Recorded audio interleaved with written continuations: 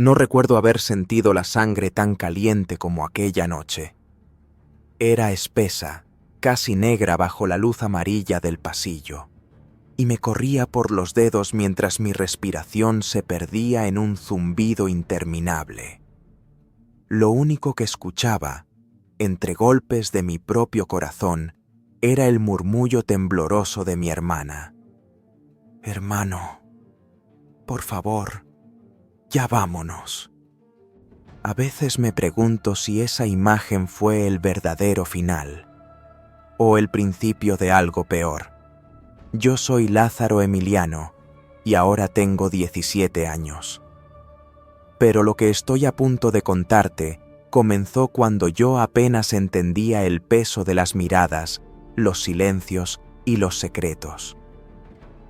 Si decides seguir leyendo, quiero que lo hagas como si te sentaras frente a mí, como un amigo que está dispuesto a escuchar lo que nadie más quiso oír. Porque esto, lo que ocurrió en mi casa, no se lo podría explicar a nadie sin que se me revuelva el estómago. La escena que acabo de describirte, ese grito ahogado, ese pasillo oscuro, esa sangre, no fue un accidente. Fue el resultado de años tragando miedo, de soportar sombras y amenazas disfrazadas de autoridad. Pero déjame retroceder. Déjame llevarte a la parte donde todo parecía normal, o lo más parecido a normal que se podía tener viviendo bajo el techo de Samuel, mi padre. Desde pequeño, entendí que mi casa tenía reglas que no estaban escritas en ninguna parte, pero que todos aprendíamos a seguir. La primera, no levantar la voz. La segunda, no contradecir al padre. La tercera, jamás entrar a su habitación sin permiso. Mi madre, Mariana, era la encargada de recordarlas. Lo hacía en voz baja, sin mirarnos directamente, como si temiera que él apareciera detrás de cualquiera de nosotros. Mi padre era un hombre grande, de hombros anchos y barba oscura que siempre olía a alcohol viejo, ese que se queda pegado incluso después de bañarse. Tenía un trabajo irregular, y cuando llegaba tarde uno podía sentir el ambiente cambiar. Los colores de la casa se volvían opacos, los cuadros temblaban con sus pasos, hasta el ventilador parecía girar más lento para no molestarle. El silencio era nuestra única defensa. Yo tendría unos 10 años la primera vez que lo noté. No algo concreto, sino un comportamiento suyo que no entendí. Se quedaba mirando a Mariela, mi hermana pequeña, como si intentara descifrarla. Ella tenía apenas 5 años entonces, chiquita, con el cabello color miel que nuestra madre se empeñaba en mantener siempre limpio y trenzado.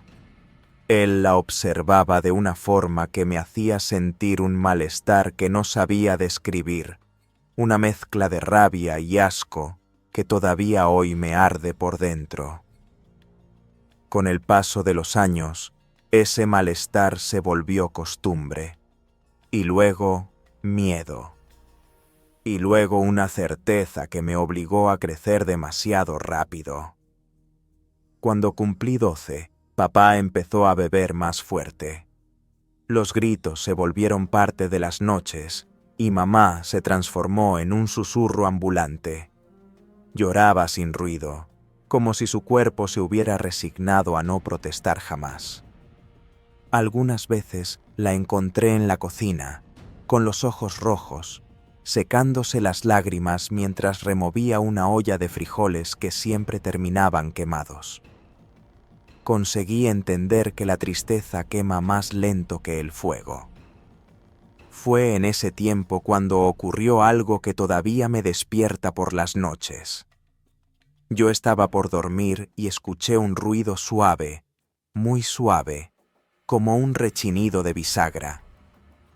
Abrí los ojos y vi la sombra de mi padre frente a la puerta del cuarto que compartía con mi hermana. No entró, no hizo nada. Solo estaba ahí, como si se asegurara de algo. Luego se fue. Esa noche no pude dormir, ni la siguiente después de esa. Empecé a notar cosas, cómo la voz de él se quebraba cuando hablaba sobre lo rápido que estaba creciendo Mariela. Cómo le decía que se acercara más cuando estaba sentado en el sillón viendo televisión. Cómo mi hermana se tensaba cuando él la llamaba. Cómo mamá se hacía la ciega, como si admitir lo que estaba viendo la fuera a destruir por completo. No sé exactamente cuándo empezó el verdadero horror, pero sé cuándo lo confirmé. Una tarde regresé de la escuela antes de tiempo porque un profesor faltó. La casa estaba silenciosa, tan silenciosa que me pareció antinatural. Dejé mi mochila en el sofá, caminé hacia el pasillo y escuché algo que nunca olvidaría: el llanto ahogado de mi hermana. Lo que vi al abrir la puerta me marcó. No quiero describirlo palabra por palabra porque el simple recuerdo me hace temblar, pero lo suficiente para que entiendas. Él estaba sobre ella, demasiado cerca, demasiado cómodo, demasiado confiado en que nadie los interrumpiría. Me quedé helado. Fue mamá quien llegó, corrió y los separó. Le gritó que estaba loco, que estaba enfermo, que no podía seguir así. Papá solo la miró con una calma siniestra. Le dijo que nadie le quitaría lo que era suyo. Yo escuché todo escondido detrás de la pared. Esa noche, mamá me tomó del brazo y me dijo algo que me perforó. «No digas nada, Lázaro. Por favor, no digas nada». Ahí lo supe. Estaba solo. Nosotros estábamos solos. Desde ese día, cada sombra en la casa era una advertencia. Cada puerta cerrada era un posible peligro. Cada vez que él llamaba a Mariela, yo corría a ponerme en medio sin que pareciera obvio. Y cada vez que ella temblaba, yo la abrazaba por las noches hasta que lograba dormir. Pero protegerla no era suficiente. Yo tenía miedo, sí, pero también tenía una rabia que crecía cada día dentro de mí. Una rabia que huele como metal caliente y sabe a sangre en la boca. Un día encontré a mamá guardando algo en una cajita de madera. Era un dinero que había estado acumulando en secreto. Me dijo que era para irse, que cuando tuviera lo suficiente se llevaría a Mariela lejos. Pero no me llevó a mí. No me incluía en sus planes. Dijo que yo podía arreglármela solo. Eso fue una traición que todavía cargo conmigo. Mientras ella esperaba el momento de huir, yo solamente esperaba el momento de actuar. Y ese momento llegó. A veces siento que la noche en que todo estalló comenzó mucho antes de que realmente ocurriera. Como si cada silencio, cada golpe contenido, cada lágrima de mi hermana hubiera sido una mecha encendida lentamente. Yo no dormía bien. Me despertaba a la menor vibración del piso, al roce de una puerta, al sonido del viento pasando por las rendijas. Mi cuerpo entero vivía en alerta, como si fuera un animal acorralado. Mi nombre, Lázaro Emiliano, significaba poco frente al monstruo que vivía bajo nuestro techo. Tenía 15 años cuando el plan empezó a formarse dentro de mí. O quizás sería más exacto decir que no fue un plan, sino una reacción inevitable, una respuesta a un miedo que llevaba demasiados años creciendo sin control. Mariela, mi hermana, Apenas tenía 10. Su voz era un susurro constante, como si hubiera aprendido que alzarla significaba invitar al peligro. Yo trataba de hacerla reír, de contarle historias inventadas, de hablarle de un futuro que ni yo mismo creía posible, pero había algo en sus ojos que nunca desaparecía. Ese brillo quebrado de alguien que ya vio demasiado. Con el tiempo, mamá se volvió un fantasma. Pasaba horas mirando por la ventana sin mover un solo músculo, como si su mente estuviera hundida en un vacío interminable. Ya no cocinaba, ya no hablaba, ya no lloraba. Cuando yo intentaba preguntarle qué pensaba hacer, me respondía lo mismo, siempre lo mismo. Solo espera, el momento llegará. Pero yo sabía que su momento no nos incluiría a los dos.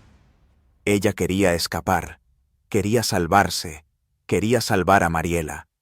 Yo no. Yo quería acabar con él. Había algo dentro de mí que no reconocía, pero que crecía sin freno. Un odio tan profundo que me mareaba.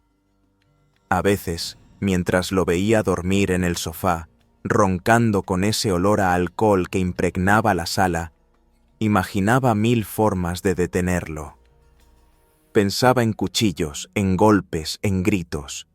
Luego me odiaba a mí mismo por pensarlo, pero lo volvía a pensar al día siguiente, y al siguiente, y al siguiente.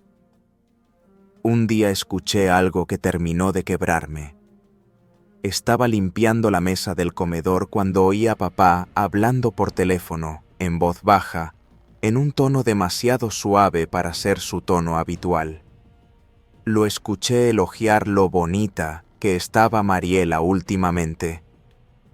Lo escuché decir cosas que aún hoy desearía borrar de mi memoria. Palabras que no le pertenecían a un padre. Palabras que me encendieron la piel con una furia que casi me hizo vomitar. Fue la primera noche en que deseé, con absoluta claridad, que él no despertara jamás. Esa misma semana, ocurrió algo que aceleró la caída. Regresé temprano del colegio, como aquel día que marcó el principio del fin, y encontré la puerta de la casa entreabierta. Entré sin hacer ruido. El olor a cerveza me golpeó de inmediato, y luego escuché la voz de él, gruesa, pastosa, arrastrando el nombre de Mariela. Lo que pasó después es algo que me cuesta poner en palabras. No fue lo mismo que la primera vez, pero fue suficiente para entender que él ya no estaba conteniendo nada, que ya no temía ser descubierto, que ya no tenía la más mínima vergüenza. Esa noche me senté en mi cama y planifiqué algo que nunca pensé que sería capaz de hacer. No era un plan elaborado, sino una decisión visceral: protegerla. Aunque eso significara destruir algo, o destruirme a mí mismo en el proceso, empecé a vigilarlo. Anotaba mentalmente a qué hora llegaba, cuánto bebía, cuándo dormía, cuándo se despertaba. Observaba sus rutinas, sus movimientos, sus gestos. Aprendí a distinguir el sonido de sus pasos cuando estaba sobrio y cuando estaba ebrio. Me convertí en un guardián silencioso, en un enemigo oculto. Y al mismo tiempo, seguía siendo un adolescente. Iba a la escuela, hacía tareas, fingía normalidad frente a mis compañeros. A veces me preguntaba si alguno de ellos sospecharía lo que pasaba en mi casa. Lo dudo. Nadie sospecha cuando un niño sonríe. Nadie imagina lo que ocurre detrás de paredes impecables. A medida que todo empeoraba, mamá empezó a mostrar señales de miedo hacia mí. Quizás porque sabía que yo era distinto a ella, que yo no esperaba, que yo no me escondía. Una noche, cuando papá no estaba, me tomó del brazo con fuerza y me dijo: «Lázaro, no hagas nada, no lo provoques, no sabes de lo que es capaz. Y yo pensé, no sabes de lo que soy capaz yo. Pero no lo dije. Guardé silencio, como siempre. El punto de quiebre llegó en una madrugada húmeda, de esas en las que el aire parece pegado a la piel como una película de sudor frío. Me despertó un sonido que he llegado a reconocer demasiado bien. La puerta del cuarto de Mariela. Me levanté de golpe, con el corazón rebotando contra mis costillas. Caminé hacia el pasillo sin pensar, descalzo, con la respiración atrapada en la garganta. La puerta de su cuarto estaba entreabierta. La luz tenue del pasillo entraba en un rayo angosto, iluminando solamente sus pies, los pies de mi padre, avanzando hacia la cama de mi hermana. No recuerdo haber sentido tanto miedo jamás. Y sin embargo, tampoco recuerdo haberme sentido tan decidido. Di un paso, luego otro, luego otro. Lo llamé en voz baja. Una vez, 2 veces. No me respondió. No volteó. No se detuvo. En ese instante, algo dentro de mí se quebró. O quizás se liberó. No lo sé. Solo sé que no pensé. Actué. Corrí hacia la cocina, abrí el cajón del estante inferior, ese donde mamá guardaba los utensilios más afilados. Tomé algo frío, pesado, metálico. No lo miré. No lo analicé. Solo lo agarré. Y regresé al pasillo. Lo que sentí al verlo inclinarse sobre la cama de mi hermana es imposible de describir sin que mis manos vuelvan a temblar. Era ira, era miedo, era repulsión, era amor por Mariela, era la certeza absoluta de que no podía permitir un segundo más de eso. Lo llamé otra vez, fuerte. Volteó, y al verme, sonrió. Esa sonrisa selló todo. No sé si él entendió lo que vi en sus ojos, pero yo sí lo entendí. Y aunque lo que ocurrió después cambió mi vida para siempre, todavía puedo decir que en ese momento exacto, supe que no había vuelta atrás. Cuando mi padre volteó y me sonrió aquella madrugada, sentí que el mundo se volvió del color del hierro. No sé si alguna vez has sentido un odio tan profundo que te quema por dentro como si tu cuerpo no pudiera contenerlo. Eso fue lo que me atravesó. Fue una detonación.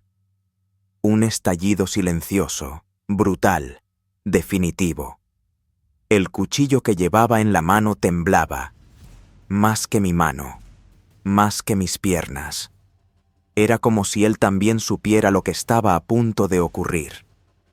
Mi padre dio un paso hacia mí, arrastrando los pies por el suelo como si estuviera disfrutándolo. Su voz salió pastosa, deformada por el alcohol. «Lázaro, ¿qué haces despierto? Anda a dormir. Esto no te incumbe». Esto no te incumbe, fue lo que terminó de arrancar lo que quedaba de mi infancia. Nunca sabré cómo reuní la fuerza para moverme tan rápido. Todo ocurrió como en un sueño. Mis pasos resonando en el pasillo, la luz amarillenta, el olor agrio de su aliento cuando intentó sostenerme del cuello. No hubo tiempo para pensar. Solo reaccioné. Mi brazo se levantó y bajó. Una vez. Luego otra y otra. Recuerdo el sonido. Ese sonido nunca se me va a olvidar. No fue un grito. No fue un rugido, fue como cuando cortas carne muy dura. Un chasquido húmedo, espeso, que me persigue cada vez que cierro los ojos. Él cayó hacia atrás, chocando contra el marco de la puerta. Yo también caí, pero no solté el cuchillo. No podía. Mis manos estaban fijas, tensas, cubiertas de una sangre caliente que olía a metal, a ira acumulada, a algo que nunca más volvería a ser inocente. Mariela estaba detrás de él, temblando, agarrando su peluche con tanta fuerza que pensé que lo rompería. Sus ojos estaban abiertos como si le hubieran arrebatado la capacidad de parpadear. Y yo, viéndola, entendí que ya no había retorno. Que en ese instante, mi vida había cambiado sin posibilidad de reparo. Mi padre no murió en ese primer golpe. Ojalá hubiera sido así de silencioso. Se retorció, trató de levantarse, murmuró insultos que ya no tenían fuerza. Yo respiraba como un animal asustado. Mariela lloraba en silencio. Y entonces, mamá apareció. Nunca olvidaré su reacción. No gritó. No corrió hacia mí. No trató de detenerme. Lo miró a él, tirado en el suelo, miró el cuchillo, me miró a mí, y solo dijo: «Te dije que no hicieras nada». Su voz estaba vacía, como si llevara años preparándose para este momento. Ella se arrodilló junto al cuerpo de mi padre y revisó su pulso, y cuando entendió que aún respiraba, me miró con una expresión que todavía me quiebra por dentro. No era de miedo, ni de enojo, ni de sorpresa. Era algo peor. Era resignación. «Hay que terminarlo», murmuró. Nunca sabré si lo dijo para protegernos, para protegerse, o porque ya estaba rota desde antes. Pero esas palabras me destrozaron más que todo lo demás. Significaban que ella también sabía, que siempre lo supo, que había permitido que todo siguiera ocurriendo para no enfrentarlo. En ese instante, mi madre ya no era una víctima, era una cómplice del silencio. Yo no la obedecí. Me quedé ahí, paralizado, con la respiración cortada, observando a mi padre desangrarse lentamente. El piso se tiñó de un rojo oscuro, espeso. El olor a sangre se mezcló con el de alcohol. La casa entera parecía una tumba. Pasaron segundos, o minutos. No lo sé. El tiempo dejó de existir. Solo la respiración débil de mi hermana me conectaba a algo real. Sentí su mano temblorosa agarrar mi camisa y jalarme hacia atrás, como pidiéndome que saliéramos de ahí cuanto antes. Pero mamá no lo permitiría. Se levantó, cerró la puerta del cuarto y dijo: «Yo me encargo». Yo no quise verla. No quise saber qué iba a hacer. Agarré a mi hermana y la llevé al patio trasero, bajo el aire frío de la madrugada. El cielo estaba gris, preñado de nubes, como si también fuera a romperse en cualquier momento.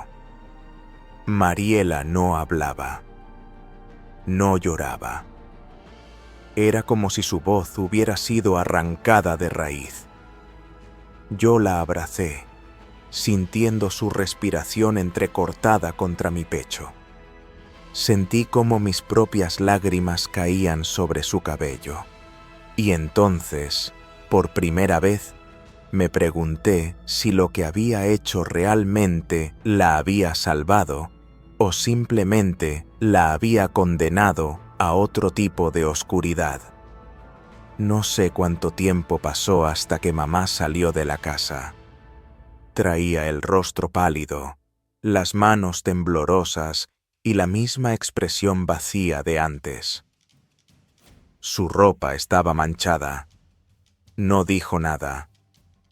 Solo apagó las luces del interior y murmuró: «No digan nada. Nadie debe saberlo».